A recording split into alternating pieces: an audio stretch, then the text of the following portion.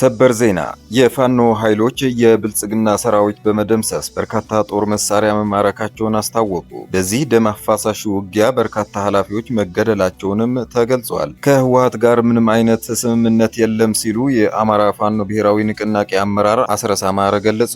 የመንጆሪኖ ህወሓትና የዘመነ ፋኖ የታክቲክ ግንኙነት አደጋ ላይ ወድቋል። የፋኖ የጦር እንቅስቃሴን ተከትሎ ከኢትዮጵያ መንግስት ማስጠንቀቂያ ተሰጠ። የህወሓት ኃይሎች ከራያ ቆቦ በሚወስዱ መስመር የጦር እንቅስቃሴ ማድረጋቸውን ተከትሎ በድሮን እየተከታተለው እንደሆነ አስታውቀዋል። በኦሮሚያና በሲዳማ ክልሎች አዋሳኝ አካባቢዎች ከባድ ግጭት፣ የሰው ህይወት መጥፋቱ ተገለጸ። በኦሮሚያና በሲዳማ አዋሳኝ አካባቢ ዳግም በተቀሰቀሰ ግጭት የሰው ህይወት ሳያልፍ ትምህርት ቤትና የሰብል ምርቶች መውደሙም ተገልጿል።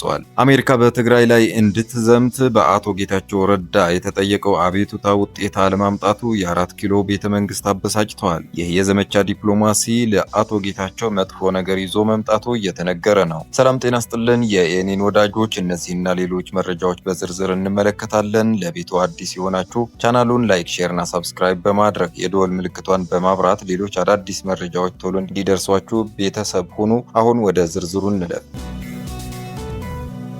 ትላንት ሐምሌ 22 ቀን 2018 ዓ.ም ንጋት 11 ሰዓት አካባቢ የፋኖ ኃይሎች ሻለቃ መሪውን ከነ ሙሉ ኃይሉ በመደምሰስ ዲሽቃ፣ ብሬንና በርካታ የነፍስ ወከፍ መሳሪያ በመማረክ የብልጽግና ኃይል መደምሰሱን ተገለጸ።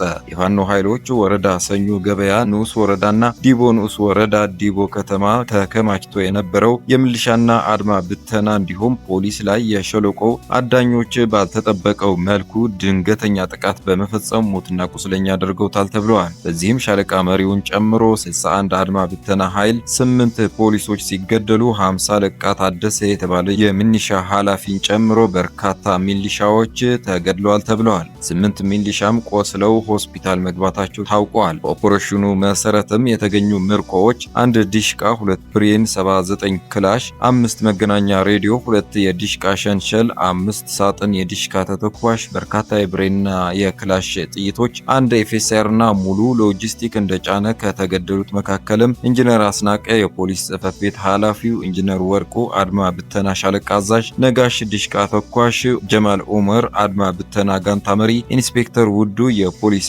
አመራር፣ ኢንስፔክተር ማሞ የፖሊስ አመራር ይገኙበታል ተብሏል። በሌላ በኩል ከህወሓት ጋር ምንም አይነት ስምምነት የለም ሲሉ የአማራ ፋኖ ብሔራዊ ንቅናቄ አመራር አስረስ አማረ ገልጸዋል።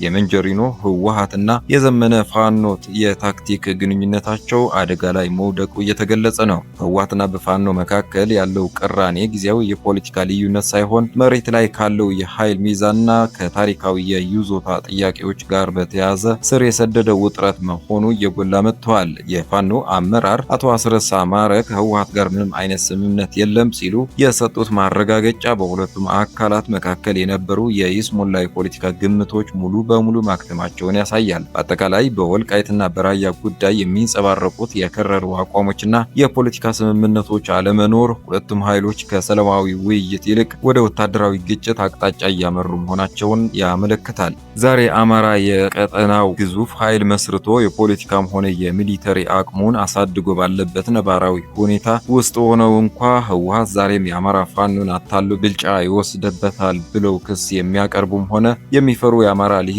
ህወሓት ካደረሰባቸው ሳይኮሎጂካል ትራውማ ዛሬም ድረስ ያላገገሙ፣ በራስ በቅነት የማያምኑ፣ የአማራውንም አቅም ያልተገነዘቡ ፈሪዎች ናቸው ሲሉም አርበኛ አስረስ አማረ ዳምጤ መናገራቸው ተገልጿል። በሌላ በኩል የአማራና የትግራይ ኃይሎች በጋራ ተጣምሮ ወታደራዊ እንቅስቃሴዎች እያደረጉና ገዢ ቦታዎችን እየያዙ መሆኑን እየገለጹ ይገኛሉ። የህወሓት ኃይሎች በአሁኑ ወቅት ከራያ ቆቦ በሚወስደው መስመር የጦር እንቅስቃሴ መጀመሪያቸውን ደጋግመው መግለጻቸውን ተከትሎ የኢትዮጵያ መንግስት በበኩሉ የቡድኑን እያንዳንዱን እንቅስቃሴ በቅርብ በድሮንም ጭምር እየተከታተለ መሆኑን ያስታውቀዋል። ጄኔራል መሐመድ ተሰማ በሰጡት መግለጫ የመንግስት ሰራዊት የቡድኑን እንቅስቃሴ መስመር በንቃት እየተከታተለ እንደሚገኝ ገልጸው ድሮኖች አስፈላጊውን እርምጃ ለመውሰድ በቁልፍ ስትራቴጂካዊ ቦታዎች ላይ ዝግጁ ሆነው በመጠባበቅ በመጠባበቅ ላይ እንደሚገኙ ገልጸዋል። አክለውም ከህወሓት ጋር የሚደረገው ውጊያ የቴክኖሎጂ ውጊያ መሆኑንም በመጠቆም በድሮን የታገዘ እርምጃ ለመውሰድ ዝግጅት መጠናቀቁን አስጠንቅቀዋል። በሌላ በኩል በዶክተር ደብረጽዮን የሚመራው የህወሓት ቡድን የጦርነት ጥሪዎችን በድጋሚ በማስተላለፍ ወጣቶችን በኃይል ወደ ጦርነት በመመልመል ላይ ይገኛል። ቡድኑ አሁንም በድጋሚ የትግራይን ወጣቶች ህይወት ለከፍተኛ አደጋ የሚያጋልጥ እንቅስቃሴ እያደረገ ሲሆን ዋና ዓላማው የኢትዮጵያ መንግስት መጣል እንደሆነ በማስታወቅ ወጣቶችን በባዶ እጃቸው ከዘመናዊ የድሮን ቴክኖሎጂ ጋር ወደሚያጋጭ አዲስ ጦርነት እየማገደ እንደሚገኝ ተቺዎች ይገልጻሉ። የትግራይ የሰላም ኃይል ወይም ትግራይ ፒስ ፎርስ የተባለ ታጣቂ ቡድን በአሁኑ ሰዓት ከመከላከያ ሰራዊት ጋር ወደ ትግራይ ከተሞች ሊገባ በዝግጅት ላይ መሆኑንም ከውስጥ አዋቂዎች የተገኘው መረጃ ይጠቁማል። የሰላም ኃይሉ አሁን ባለው ሁኔታ በአጠቃላይ ሰራዊቱ ከ37,000 እግረኛ ሙሉ ትጥቅ የታጠቀ ሰራዊት እንዳለው ከውስጥ የተገኘው መረጃ ይጠቁማል። ሰራዊቱ በስነ አእምሮ በአካል ብቃት የታነጸ በመሆኑ ቀጣይ ጉዞው ከትግራይ አልፎ ለሀገሪቱ ወሳኝ ሚና እንዳለውም የተገኘው መረጃ አያይዞ ተናግረዋል።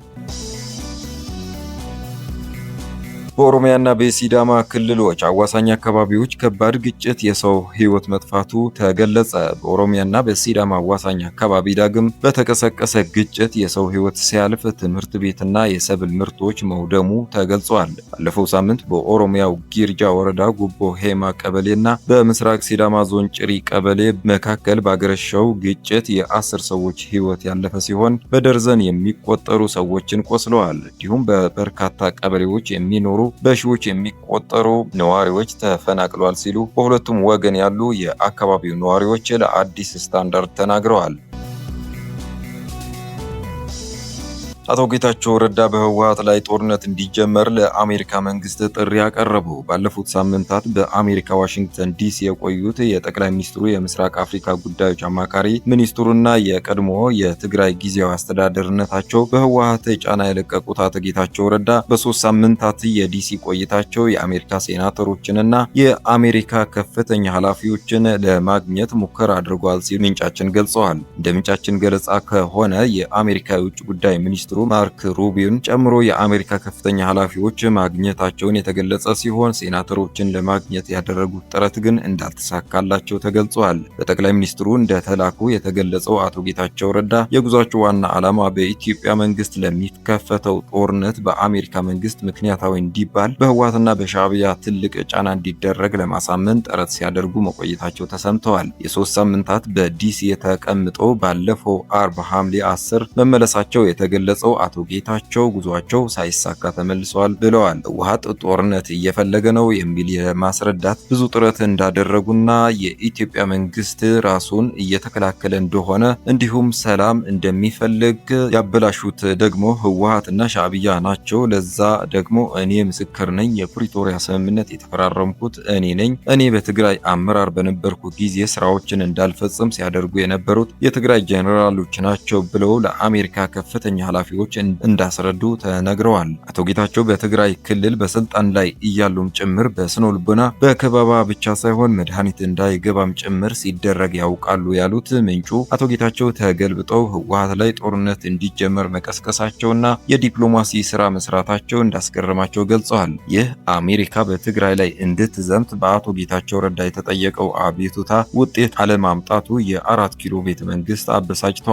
የዘመቻ ዲፕሎማሲው ለአቶ ጌታቸው መጥፎ ነገር ይዞ መምጣቱንም እየተነገረ ነው። አቶ ጌታቸው 3 ሳምንት የፈጀባቸው የዲፕሎማሲ ጉዞ የተፈለገው ውጤት አላመጣም በሚል ጠቅላይ ሚኒስትሩ ደስተኛ እንዳልሆኑና ይህም ለአቶ ጌታቸው ከባድ እንደሚሆንባቸው ተገልጿል። ክቡራን የኔን ወዳጆች የዛሬ ዜናዎች እነዚህ መስሉ ነበረ። ሌሎች መረጃዎች ቶሎ እንዲደርሷችሁ ቻናሉን ላይክ፣ ሼር እና ሳብስክራይብ በማድረግ የደወል ምልክቷን በማብራት ቤተሰብ ሁኑ። መልካም ጊዜ